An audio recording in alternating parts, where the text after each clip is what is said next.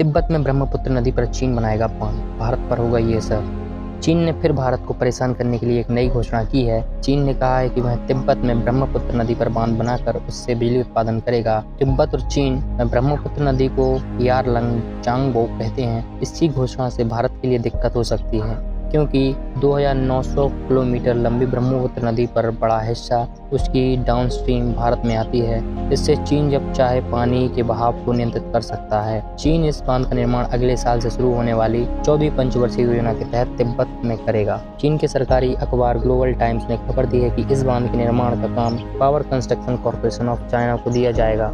इसके अध्यक्ष यांग जियोंग ने ग्लोबल टाइम्स को बताया कि यह यारलंग-चांगबो यानी ब्रह्मपुत्र नदी के निचले हिस्से से हाइड्रो पावर प्रोजेक्ट शुरू करने जा रहे हैं। चीन का दावा है कि यह योजना से जल संसाधनों और घरेलू सुरक्षा को मजबूत करने के लिए उन्हें मदद मिलेगी। लेकिन इस बांध के बन जाने के बाद भारत, बांग्लादेश समेत कई पड़ोसी देशों को सूखे और बाढ़ दोनों का सामना करना पड़ सकता है, क्योंकि चीन जब मन करेगा बांध का पानी रोक देगा, जब मन करेगा तब वह बांध के दरवाजे खोल देगा। इससे पानी का बहाव तेजी से भारत के पूर्वी उत्तरी राज्यों की तरफ आएगा।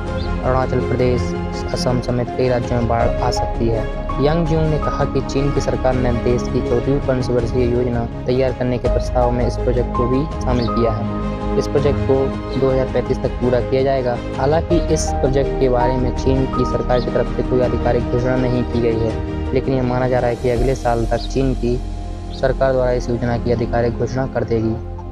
ब्रह्मपुत्र नदी तिब्बत से शुरू होकर भारत और बांग्लादेश होते हुए बंगाल की खाड़ी में जाकर मिल जाती है। इस दौरान यह करीब 2900 किलोमीटर की यात्रा करती है।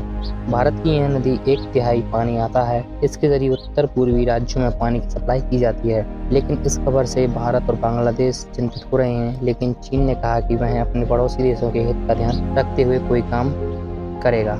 साल 2008 में भारत और चीन ने एक समझौता किया था कि सतलुज ब्रह्मपुत्र नदी के सामने पानी के बहाव को आपसी सहमति से ही उपयोग किया जाएगा। इन दोनों नदियों के पानी के बंटवारे, बहाव और बाढ़ से संबंधित प्रबंधों को मिलकर करेंगे। लेकिन 2017 में ढोकलम विवाद के बाद चीन ने ब्रह्मपुत्र नदी के हाइड्रोलॉजिकल डेटा को भारत से शेयर नहीं किया था।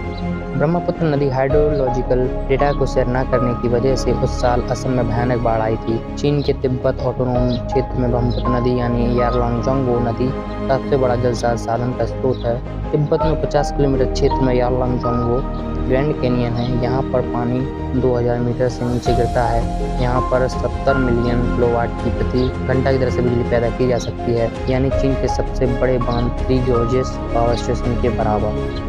पूरे चीन में पैदा होने वाली बिजली का 30% उत्पादन अकेले तिब्बत के इलाके में होता है।